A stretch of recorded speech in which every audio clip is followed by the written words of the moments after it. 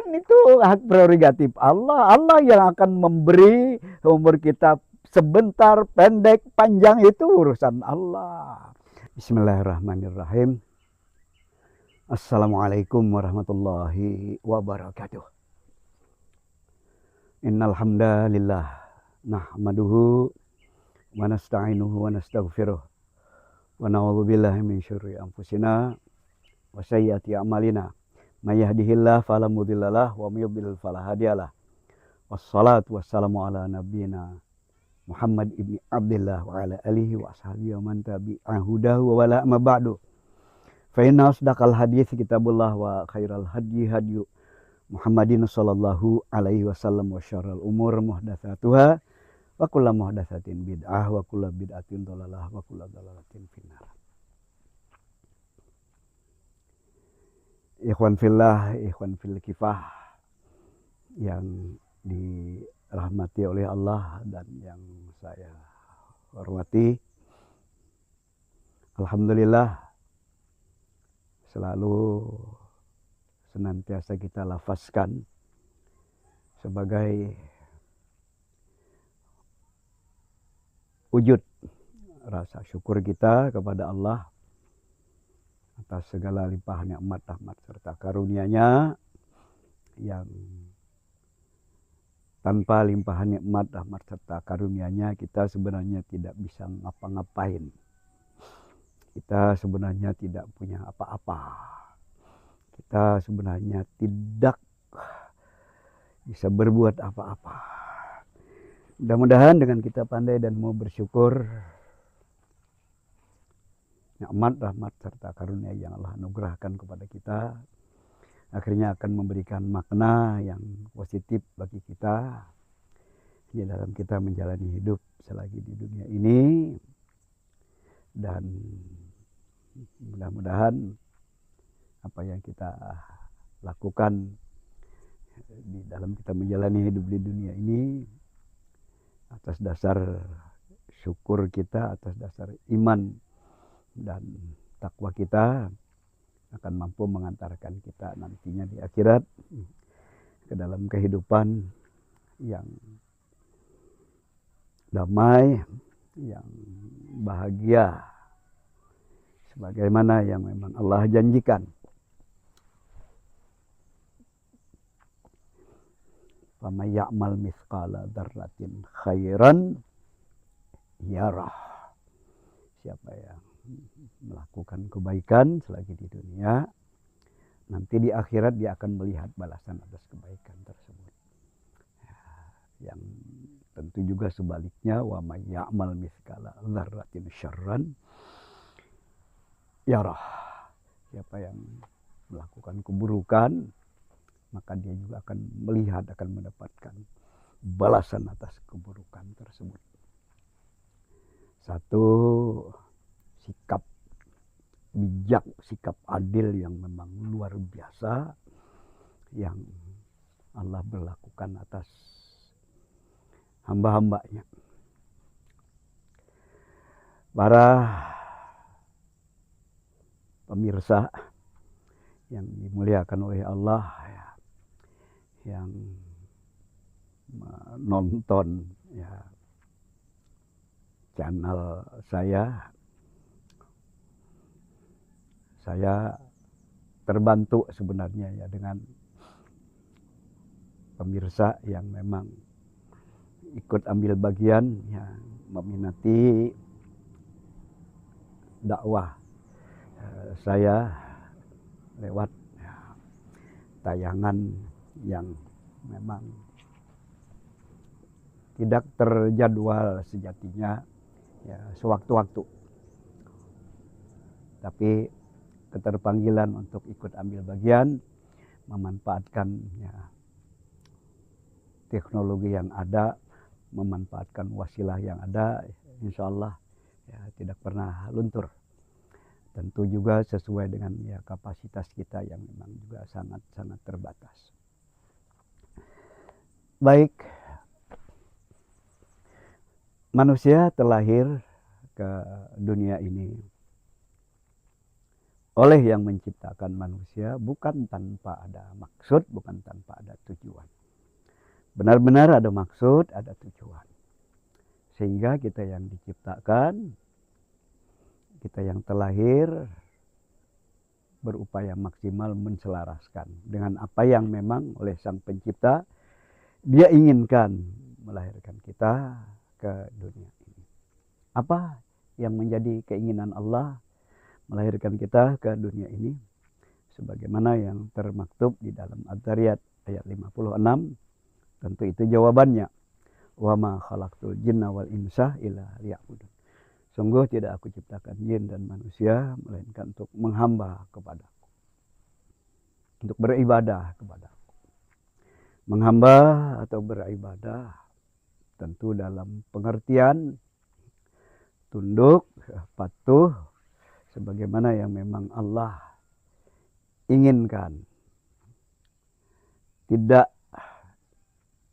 hanya nanti beribadah dalam pengertian ritual peribadatan, tapi ya beribadah dalam arti yang seluas-luasnya. Seluruh aktivitas kita, seluruh kegiatan kita, langkah dan tindakan kita di dalam kita menjalani hidup ini bagaimana kemudian bernilai ibadah. Nah, ternyata untuk bisa bernilai ibadah itu ya kita harus menselaraskan dengan apa-apa yang memang Allah dan Rasulnya inginkan. Nanti ya memang ada ibadah dalam pengertian ritual, ada ibadah mahdhah, dan kemudian ada ibadah ammah, ibadah yang umum. Ibadah dalam pengertian ritual tidak bisa ditawar-tawar. Ibadah dalam pengertian umum, ammah, ya juga serupa, tidak bisa ditawar-tawar. Karena nanti dia akan termasuk ke dalam ibadah ammah itu, ya, ibadah umum itu ya, tadi sudah kita sebut seluruh tindakan kita, aktivitas kita, gerak dan langkah kita, dia akan bernilai ibadah apabila kita selaraskan dengan apa yang diinginkan oleh Allah dan Rasulnya. Oleh karenanya, ya hidup itu adalah gerak. Gerak dalam pengertian aktivitas. Aktivitas diinginkan aktivitas yang ada nilainya, yang ada maknanya.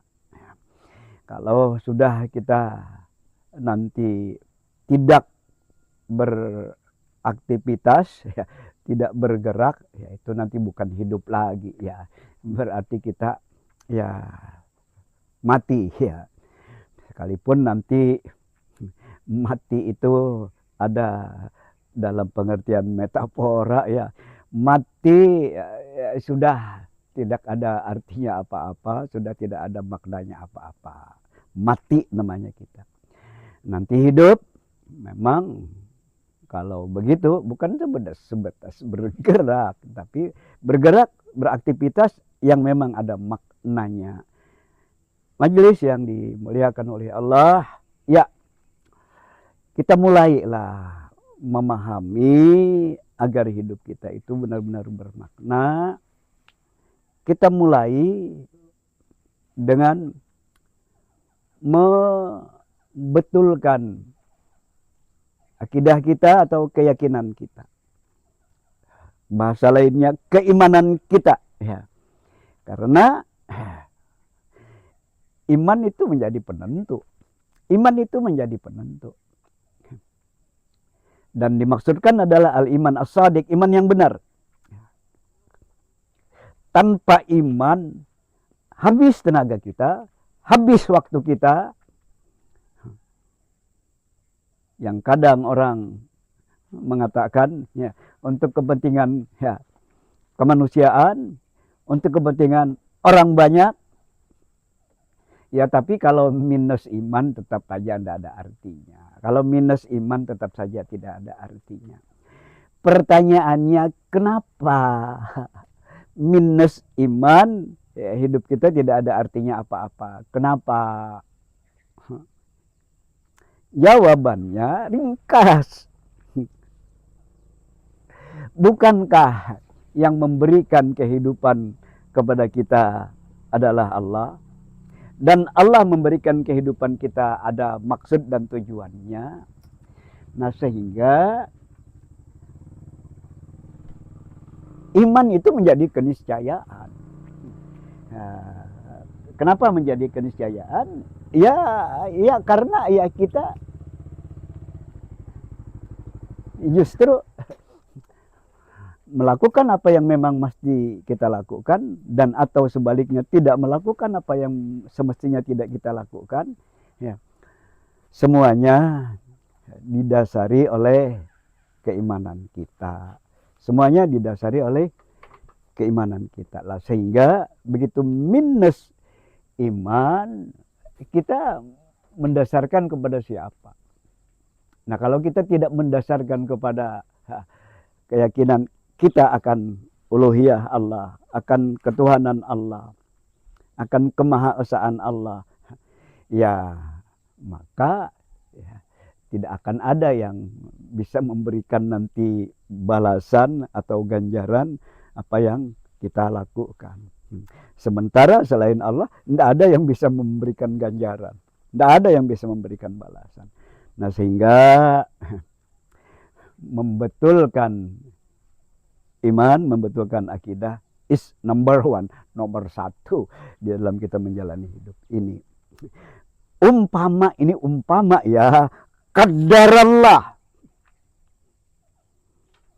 Kemarin kita belum beriman. Hari ini kita beriman. Nanti malam kita dipanggil oleh Allah. Rasulullah Sallallahu Alaihi Wasallam menggaransi kalau kita akan termasuk ahlu surga. Rasulullah menggaransi kalau kita termasuk ahlu surga. Apa tadi? Tak ulangi ya. Kemarin kita belum beriman. Hari ini kita beriman. Tapi kita ulangi iman yang benar lah. Iman yang benar lah. Al-iman as-sadiq. Karena kalau sudah kita nyebut iman, ya semua orang di luar kita pun juga ngaku beriman. Tapi hanya ada satu iman yang benar. Ya, yaitu iman akan uluhiyah Allah dengan segala konsekuensinya. Kan itu. Nah, tadi kemarin kita tidak beriman, hari ini kita beriman, dan nanti malam kita dipanggil oleh Allah. Maka Rasulullah menggaransi kalau kita akan masuk surga. Kok bisa? Iya. Karena apa? Karena urusan kesempatan hidup kan itu hak prerogatif Allah. Allah yang akan memberi umur kita sebentar, pendek, panjang, itu urusan Allah. Nah, sehingga kalau begitu ya urusan amal pun juga ya bagaimana ruang dan waktunya yang memang Allah berikan. Allah tidak memberikan ruang dan waktunya, dan itu ya tentu cara Allah. Kita tidak pernah bisa menggugat apa yang memang diatur oleh Allah. Nah, sehingga begitu kita sudah beriman, belum sempat banyak beramal, tapi iman kita ingin iman yang benar, tetap surga jaminannya. Bukankah juga kita di dalam sirah dipahamkan ada orang yang kemarin berperang bersama-sama orang-orang kafir memerangi kaum muslimin, dan kemudian keesokan harinya dia sadar, ya, akhirnya dia bergabung dengan bala tentara muslim, memerangi orang-orang kafir, dan dia terbunuh. Sebelumnya dia berada di barisan orang-orang kafir dan sempat juga membunuh. Sekarang begitu bergabung dengan barisan orang-orang yang beriman, dia kemudian terbunuh. Sebelumnya dia membunuh. Apa kata Rasulullah? Dia masuk surga. Coba, umur Islamnya hanya 1 hari, tapi dia sudah mendapatkan surga. Ya itulah harga nilai dari sebuah iman. Sementara amal itu sangat memang ditentukan oleh ruang dan waktu yang memang ada pada kita, dan itu urusan Allah. Bahkan Rasulullah juga di dalam sabda beliau mengatakan, innakum latadkhulunal jannata bi amalikum. Kamu tidak akan masuk surga dengan amalmu. Wala anta ya Rasulullah, wala ana. Kata Rasulullah, kamu tidak akan masuk surga dengan amalmu. Rasulullah juga, iya, aku juga, kata Rasulullah. Illa an yatagammadaniyallahu birahmatim minhu wa fadli. Kecuali kalau Allah mematikan aku dan Allah memberikan rahmat dan kemuliaan kepadaku. Penjelasannya ringkas bagian terakhir, ya, bukan amal yang memang menyebabkan kita masuk surga. Maksudnya apa sih? Ya, kalau bicara amal kan orang di luar Islam juga beramal. Apakah karena mereka juga beramal pasti akan diganjar? Tidak akan. Ya, orang Islam beramal, tapi nanti masih dipertanyakan sesuai tuntunan atau tidak. Sesuai tuntunan atau tidak. Niatnya seperti apa? Lah, kan itu kan menjadi penentu. Ya, sekalipun jangan kemudian dipahami, oh kalau begitu tidak perlu amal. Bukan itu. Tapi benar-benar justru yang menjadikan amal itu nanti benar-benar menjadi investasi akhirat kita, banyak syarat, ya, banyak kriteria yang memang harus dipenuhi. Tapi Allah juga mengatakan, ya, bahwasanya Allah itu sangat dekat dengan orang-orang yang berbuat ihsan, beramal ihsan. Apa berbuat ihsan itu?